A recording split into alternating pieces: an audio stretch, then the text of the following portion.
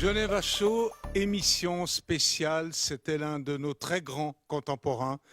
Un homme de courage, un homme de tempérament, un homme de feu, vous le voyez sur cette image, sur ce site absolument extraordinaire de Lavaux, la vigne entre le lac et le ciel. Franz Weber nous a quittés, c'était avant-hier mardi, il avait 91 ans et demi. Franz Weber, le grand combattant pour la nature, que ce soit pour les paysages, Lavaux bien entendu, Delphes, il s'était battu pour ce temple d'Apollon, ce site 3 fois millénaire, que ce soit aussi le défenseur des animaux, on pense au combat pour les bébés phoques, il l'avait mené il y a plusieurs décennies aux côtés de Brigitte Bardot, on pense au combat le plus récent. Bien sûr, c'était il y a quelques années, la Lex Weber, ça concernait les résidences secondaires, et puis l'aménagement de la loi sur le territoire. Nous rendons hommage ce soir à ce vibrant, à ce bouleversant contemporain. Et on rend hommage avec vous, Philippe Roch, bonsoir. Bonsoir. Vous êtes l'ancien secrétaire d'État à l'environnement. Bonsoir Roger Denez. Bonsoir Pascal. Ancien député socialiste, mais avec une fibre très attachée à la nature, on peut le dire, Roger. Une vraie pastèque, très vert et dehors et très rouge dedans. Mais vous êtes en fait très vert. Hein. Exactement. Bonsoir aussi Valentin Dujoux. Bonsoir. Vous êtes vert partout, dedans, dehors, puisque vous êtes le coprésident des Jeunes Verts, Valentin. Je vais commencer avec vous, Philippe Roch, quand on voit la trajectoire de cet homme absolument exceptionnel. Je me disais cet après-midi, l'homme qui nous a rappelé que la nature existait en Suisse. J'espère qu'il va inspirer les nouvelles générations qui se réveillent un peu au niveau de l'écologie, parce qu'il a été un modèle d'écologie intégrale, d'amour de la nature très très profond, des animaux, avec une dimension spirituelle qu'il a également développée au cours de sa vie. Et c'est d'ailleurs toutes ces dimensions qui nous ont peu à peu rapprochés. Franz est devenu vraiment un ami très très proche. Il m'avait d'ailleurs demandé de le rejoindre dans la fondation dont je fais partie maintenant du conseil. Et avec son départ, je perds un ami, mais je ne suis pas vraiment triste parce que d'abord on s'attendait à ce départ et puis comme disait Robert Hénard à propos de son épouse, au bord de la tombe de son épouse, tu es retourné dans le monde, dans l'essentiel du monde. Et au fond, aujourd'hui, l'âme de Franz Weber a rejoint l'âme du monde, cette âme qu'il a tellement aimée. Et je le sens présent dans toute la nature. Avant de donner la parole à nos autres invités, je vous propose un premier extrait. Franz Weber était un ami de nos émissions en plus de 30 ans. Je l'ai reçu maintes fois en radio. Il venait volontiers à Genève Show. On l'a reçu au Grand Oral aussi. Le premier extrait, je vais vous donner la date, c'était le 29 janvier 2008. Je lui demandais simplement de quand datait sa passion pour la nature. Il y a un côté matriciel, véritablement matriciel dans sa réponse. On regarde. Comme enfant, j'ai toujours aimé la nature. J'étais toujours en forêt, n'est-ce pas? On habitait à la lisière de la forêt, enfin de la ville, je veux dire. Alors, j'étais toujours dans les champs. Mais il y a un moment où la nature était un peu un refuge pour vous, peut-être? Enfin, je veux dire, n'est-ce pas? J'ai perdu ma mère très tôt, n'est-ce pas? 9 ans et demi. Alors, pour moi, c'était un très grand chagrin. Et ensuite, après, bien sûr, peut-être... C'est aussi la mort de ma mère, peut-être, parce que la nature, c'est aussi notre mère, n'est-ce pas? Je ne veux peut-être pas perdre ma mère une deuxième fois. Roger, je lui parle de la nature, il me parle de sa mère. Quelque chose de fort. Bien sûr, très fort. Et puis cet attachement qui vient dès l'enfance, parce que c'est vrai que moi, ça me parle d'avoir aussi grandi d'ailleurs un peu en lisière de la ville, comme ça, à la Chaux-de-Fonds, mais c'était plus petit, mais aussi justement dans un nouveau quartier, et puis avec les champs de l'autre côté de la route, en fait, et de la forêt, pas très grande, mais un peu plus grande, plus loin, et de pouvoir être toujours dehors dans la nature. C'est vrai que l'amour de la nature, il est né dans ces années-là, dans l'enfance, et moi, je le porte aussi profondément en moi, et c'est vrai que du coup, ça me parle comme façon de aussi après vivre, et puis aussi d'avoir eu ces combats. Moi, je trouve vraiment très fort aussi les combats qu'il a menés avec sa conviction propre, justement, pas forcément en faisant avec d'autres personnes d'abord, mais parce que lui était convaincu de certaines valeurs et de certains combats. Et ça, je trouve très, très fort. Un de ces combats, le Valaisan d'origine que je suis s'en souvient très bien. Ça touchait même une partie de ma famille en Valais. Bon, c'est le fameux combat au début, au milieu, je ne sais plus, des années 70. Rodolphe Tissière, qui était le grand patron de la station de Verbier, colonel, fondateur de la patrouille des glaciers, un homme considérable, hein, avait voulu faire un altiport à la Croix-de-Cœur, près de Savelaire. Hein. Et Weber n'était pas tout à fait d'accord. Les deux hommes étaient venus au Mans. S'étaient battus, s'étaient engueulés comme deux coqs. Et c'était évidemment dans le Nouvelliste et dans tous les journaux du lendemain. Mon cher Valentin, monsieur Weber, il avait 91 ans. Vous avez quel âge? J'ai 25 ans. Bon, presque 7 décennies de différence. Un regard sur cet homme. Mais ce qui est extrêmement intéressant, et je crois que vous l'avez mentionné aussi avant, c'est que c'est l'engagement d'une vie. L'engagement d'une vie, c'est une vie d'engagement. Cette question de remettre au centre la question du paysage, de la biodiversité, de la protection de la nature. Et moi, ce qui me parle aussi, c'est que tous ces combats qui ont été portés, ils ont souvent été décriés. On a souvent dit que ça allait trop loin, que ce soit la loi sur... Il a dû se battre. Il a dû se battre et il s'est battu. Et finalement, aujourd'hui, les combats qu'il a menés, ils sont salués. Je pense typiquement à l'unique Lavaux qu'on a aujourd'hui qui est préservé. Tous ces combats-là, ce courage-là, cette détermination, effectivement, il faut y rendre hommage aujourd'hui. Alors, juste pour donner l'exemple de l'un de ces multiples combats, et là, je le recevais le 6 février 2008, il nous parle du bruit des avions. On regarde. Là où des FA-18, c'est des jets de combat qui sont destinés, n'est-ce pas, pour les porte-avions et pour les grandes étendues des États-Unis, mais pas pour nos vallées encaissées en Suisse. Vous vous rendez compte, les touristes fuient. Parce que je vous assure, il y a des touristes qui disent on ne viendra plus, on ira en Autriche, etc. Et ensuite, ce bruit, n'est-ce pas, les habitants n'en peuvent plus. C'est terrible. Pour ça, ils m'ont appelé. Et pour ça, j'ai lancé cette initiative. On dit toujours, oh, Weber a fait... il fait ça parce que ses amis-là de l'Oberland-Bernois, j'ai lancé une initiative fédérale sur le plan national, parce que pour aussi aider les Valaisans, aider les habitants de l'Oberland-Bernois et les touristes, parce que les Suisses aussi sont des touristes. Oui, les Suisses aussi sont des touristes. Il y a 11 ans, sur le plateau de Geneva Show. Philippe, juste, vous parliez en début d'émission d'une écologie intégrale. Et au fond, cet homme s'est occupé de Delphes. Il a sauvé le site de Delphes, il a sauvé le site de Lavaux, il a sauvé une partie de l'Engadine. Il a sauvé une partie du Togo, il s'est battu pour des forêts en Australie. C'était un homme planétaire, au fond. Il avait une conscience planétaire, absolument. Mais c'est assez normal lorsqu'on est vraiment attaché à la nature dans toute sa diversité, sa splendeur, sa grandeur. Et au fond, tout son combat, et c'est ce qui lui a donné l'énergie qu'il a démontré, c'est un combat d'amour, c'est de l'amour. Il a parlé de sa mère, comme vous le disiez tout à l'heure. C'est cet amour de la nature. Il ne supportait pas qu'on la détruise. Et chaque fois que soit on l'appelait, soit de lui-même voyait qu'on l'atteignait quelque part, il se réveillait. Et là, il avait toute son énergie, sa foi et son courage qu'on a beaucoup évoqué. Et moi, j'en appelle au courage, parce que quand vous commencez un combat, il faut beaucoup de courage. Il y a toujours des résistances difficiles. Vous en savez quelque chose? Vous en avez mené au VVF avant d'être secrétaire d'État. Bien sûr, bien Vous étiez sûr. le chef du VVF. Et là, c'était dans les années 70. Il fallait se battre. Oui, oui, j'ai eu beaucoup d'adversité. C'est difficile. Parfois, on rentre chez soi le soir, puis on est un peu seul. Hein. Et si on n'a pas cette foi profonde, ces tripes dont il parlait lui-même, eh bien, on n'y arrive pas. Et donc, il faut trouver cette énergie en soi.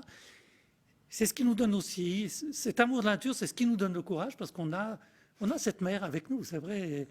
Et cette logique du fonctionnement de Franz Weber, je pense que ça doit vraiment nous inspirer, nous tous, et les jeunes générations. Et je vois qu'il a déjà Alors, Roger, un c'est magnifique vrai que successeur. souvent, ce que le bourgeois moyen retenait de Weber, c'était sa colère. C'est la première chose qu'il donnait à voir. Moi, il me fait beaucoup penser à un autre homme que j'apprécie aussi beaucoup, et immensément, qui est Jean de Sigler.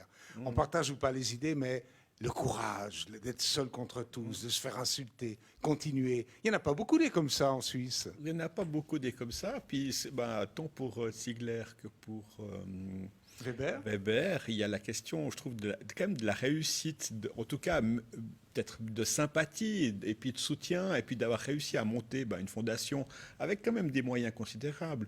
Je pensais, moi j'ai des fois des combats comme ça aussi qui me tiennent à cœur. Là, c'était sur un projet de tri des déchets, récupération des déchets, notamment du plastique au Cambodge. Je viens de créer une association, mais en fait, j'ai pas de moyens, j'ai rien. Et je trouve que le fait d'avoir réussi à monter quand même une sorte de machine de guerre qui permet de faire passer des initiatives, ça y a été reproché. D'ailleurs, je pensais un moment, je me souviens vaguement qu'il y a eu un moment des interrogations sur son financement ou à tort ou à raison, je sais que ça avait été évoqué, un peu qu'on l'avait attaqué sur ces aspects-là, mais en même temps, la fin justifie les moyens à un moment, et puis il a réussi à mener des initiatives fédérales jusqu'au bout et à les faire passer, ce qui est pour moi quand même aussi une réussite incroyable. Valentin, au fond, on a le droit d'initiative depuis 1891, mais il n'y en a pas beaucoup qui passent. Souvent, les initiatives, elles échouent parce qu'il faut cette double majorité.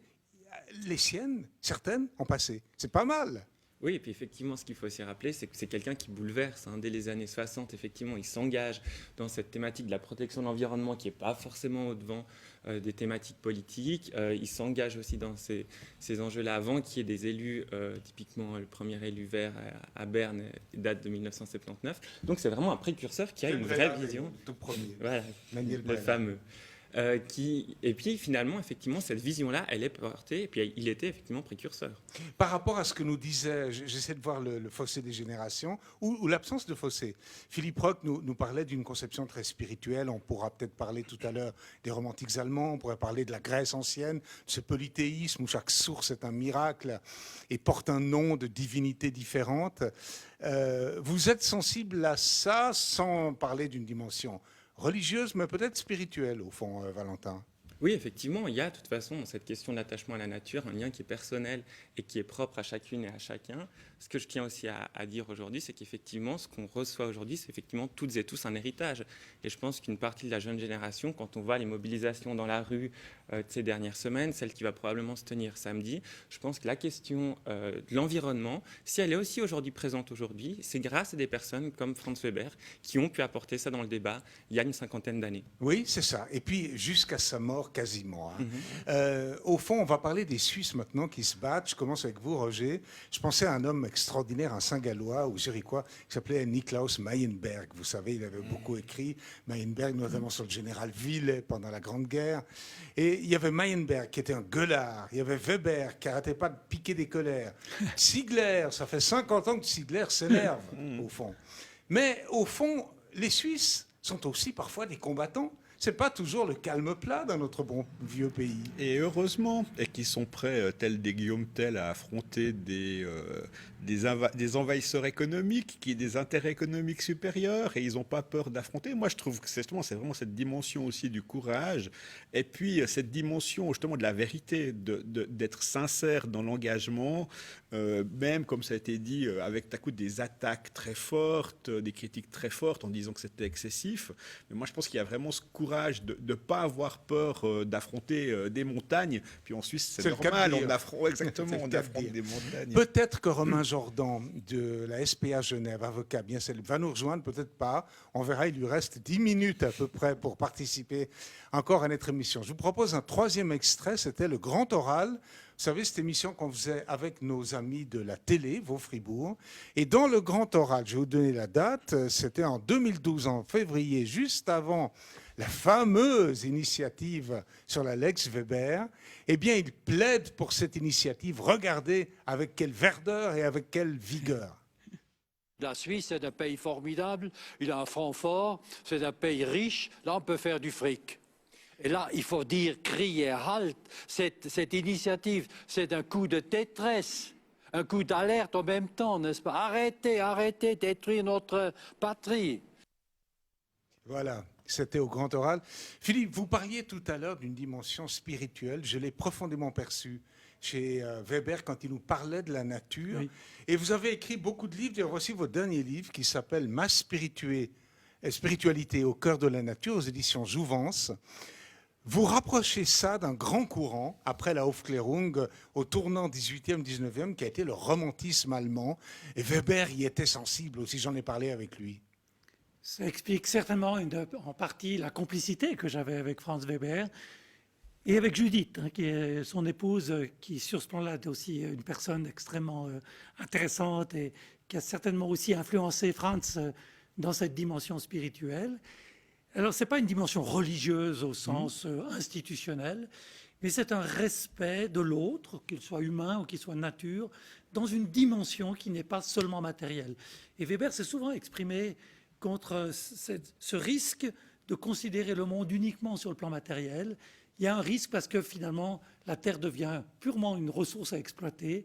Et en ayant conscience de sa dimension spirituelle, de notre unité spirituelle, le respect du vivant, le respect de la Terre vient automatique. On ne peut pas détruire quelque chose que l'on aime sur toutes ces dimensions. Vous avez parlé de la beauté, bien sûr, mais aussi de l'intériorité, de l'esprit, de l'âme du monde qui nous habite tous. Et ça, Franz Weber était très convaincu. Vous parlez de la beauté, le mot cosmos en grec signifie la beauté. Ouais. Ça a donné le mot cosmétique, par exemple. À la fois une totalité et une beauté, c'est Oui. une conception assez sacrée de l'esthétique, au fond. Vous résumez ça parfaitement, Pascal. Valentin, entre ce formidable vieillard qui vient de nous quitter et vous, il y a un fil continu, me semble-t-il. Il y a effectivement la passion de la défense de l'environnement avec, comme l'a rappelé Philippe Roch, toutes ces dimensions. C'est un rapport à l'autre, c'est un rapport aux minorités, c'est un rapport à une vision, à une dichotomie entre raison à court terme et cri du cœur. Je pense qu'on le voit assez dans ces extraits. Si ces initiatives, elles ont aussi porté, si ces combats ont pu être menés de la manière dont ça a été le cas, c'est parce que c'est des cris du cœur, ça parle aux tripes, effectivement, ces extraits. Alors, on va redire un mot, Roger. Bon, les années 60 qu'on a connues, vous et moi, comme gamins, c'était des années où on ne s'occupait pas trop d'environnement, puis il fallait bétonner le Valais, on a su quelque chose. Il y avait un homme en Valais qui résistait, c'est le plus grand écrivain valaisan, il s'appelle Maurice Chapa. Il a écrit au début des années 70, dans la collection Jaune Soufre, chez Bertil Galland, un pamphlet de génie qui s'appelle Les macros des cimes blanches, où il dit maintenant, ça suffit maintenant de bétonner comme ça. Et puis, Weber arrive au début des années 70, et là, il y a quand même une rupture. C'est le début de la conscience de la nature, au fond, forte en Suisse. Conscience de la nature avec la crise pétrolière, évidemment, qui est peut-être aussi un déclencheur sur 73. des enjeux, peut-être, mais justement, alors sur cette dimension plutôt économique, peut-être qu'on peut retrouver sur les questions climatiques aujourd'hui aussi cette dimension-là. Mais justement, moi, je pense que dans ce qu'il amène, c'est vraiment ce côté, effectivement, de l'amour. Et puis, alors, on peut dire qu'on parle de la spiritualité. Moi, je pense que aussi on l'apprécie ou pas, mais aussi en lien avec ce qu'on aime nous-mêmes de la nature et de la beauté de la nature. Enfin, j'entends regarder des mésanges qui viennent comme ça sur un balcon ou un animal qui peut se déplacer librement. Enfin, toute cette beauté de tout ce qu'on pourrait perdre si, justement, on bétonne, si on met des avions, si on met des excès. Donc, toute cette question-là, pour moi, elle est fondamentale, c'est de voir la beauté autour de nous. C'est pas juste se battre comme ça pour un idéal abstrait, mais c'est tout ce qu'on est en train d'essayer de sauver parce qu'on est en train de le détruire. Alors, Roger nous parle des animaux, parce qu'il aimait pas seulement les paysages, il aimait toutes les espèces. Et beaucoup souriaient quand il était avec Brigitte Bardot dans les années 70 et qui défendait sur les côtes canadiennes les bébés phoques qui étaient tués dans des conditions épouvantables. Et maintenant, tout le monde est d'accord qu'il ne faut pas les tuer et qu'on a eu bien raison de se révolter. Ça ne fait plus rire grand monde, au contraire. Il était très moderne avec cette affaire des animaux. Et il avait créé cette Cour internationale des droits de l'animal. C'est extrêmement moderne que vous pensez au mouvement antispéciste, aux protections des animaux qui prend de l'ampleur aujourd'hui. Weber avait vu ça il y a déjà plusieurs dizaines d'années. La valeur de l'animal en tant qu'être vivant. Il y avait les espèces, il y avait la nature, mais il y avait l'animal en tant qu'être vivant qui mérite notre respect. Et là, il a été vraiment un pionnier. Précurseur. Un précurseur. Alors, Romain Jordan, vous nous rejoignez. Il reste quelques minutes, mais vous avez bien fait de venir. D'abord, vous êtes avocat bien connu sur la place de Genève, Maître Jordan, et vous êtes au comité de la SPA Genève. Absolument. Et évidemment, on parlait à l'instant des bébés phoques. C'est une transition extraordinaire, un grand combat parmi beaucoup d'autres. Parlez-nous de Weber et des animaux. Franz Weber, mais j'imagine que ça a déjà été dit, c'était un de ces rebelles utiles pour le pays de la Suisse, aussi utile pour les animaux, évidemment, un combat avec les bébés phoques, on en a parlé, mais aussi je crois que si aujourd'hui la Suisse est un des pays en Europe qui a un des arsenals les plus évolués pour protéger les animaux, c'est grâce notamment à Franz Weber, et je tenais à lui rendre cet hommage. Sur les questions de vivisection qui sont très controversées, comment se profilait-il un homme comme Franz Weber? C'était l'indignation, évidemment, parce que ça peut être perçu que comme une injustice. Et c'était ça aussi, Franz Weber. C'était ce rapport à l'injustice, ce rapport charnel qui provoque l'indignation. Et les animaux utilisés en expérimentation, c'était quelque chose, effectivement, Romain qui Jordan, choquait. le wagnérien que vous êtes, attaché au romantisme, Wagner, grand musicien romantique. Absolument. Et grand Alors, amateur des animaux.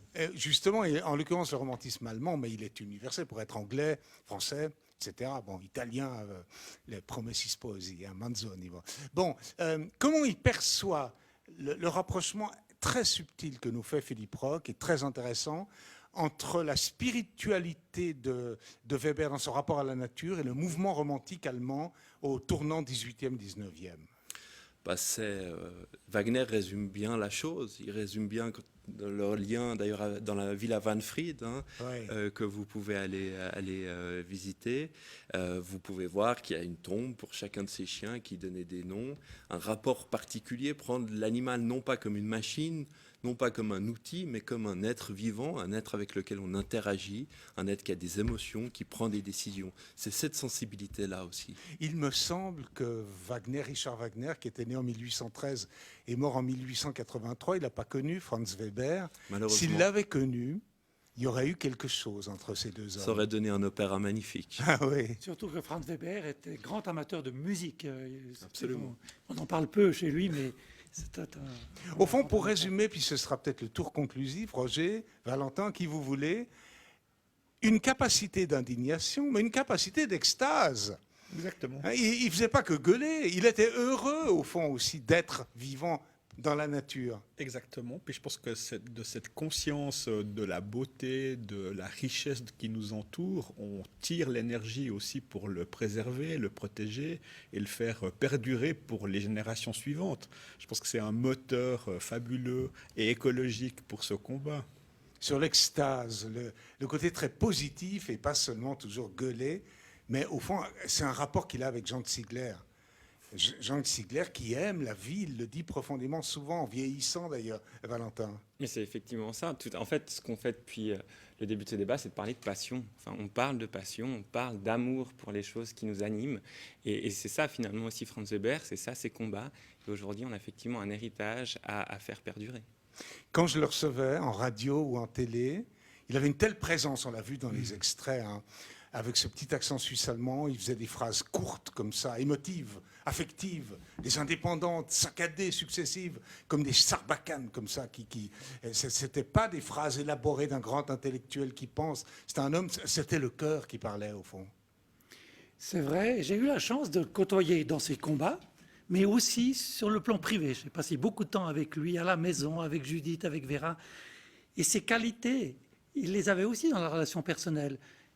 Cet amour dont parlait Valentin, ça transpirait vraiment de sa personne. Et je crois que c'est comme ça qu'on s'est construit une amitié indéfectible. On arrive presque au tour conclusif, si vous souhaitez dire quelque chose. Non, il y avait une Maître image, Jordan. on surnommait souvent Franz Weber le lion fou. Il aimait bien cette image, et quelque part ça résume assez bien à la fois la passion et la sérénité du maître. Est-ce que vous qui êtes alors l'âge SSPA, les animaux perdent un ami au fond avec un homme pareil? Il y en a d'autres qui prennent le relais. Il y a des gens qui se battent très bien, mais les Absolument. animaux perdent un ami, un défenseur. Oui, un ami, un avocat, un porte-parole, Oui. Il faut faire une petite nuance, c'est vrai, bien sûr, la nature. mais il ne faut pas oublier Vera. Absolument. Vera, elle est aussi déterminée que Franz. Si Combatif. ce n'est plus. Elle est aussi combative. Elle a peut-être cette touche de féminité qui va la rendre encore plus efficace dans certaines circonstances. Donc ceux qui auraient pensé que, en voyant Franz Weber disparaître, les choses allaient se calmer se trompent. Ça va être pire pour les Conclusion. adversaires de la nature et des animaux. Roger et Valentin, quelques mots conclusifs.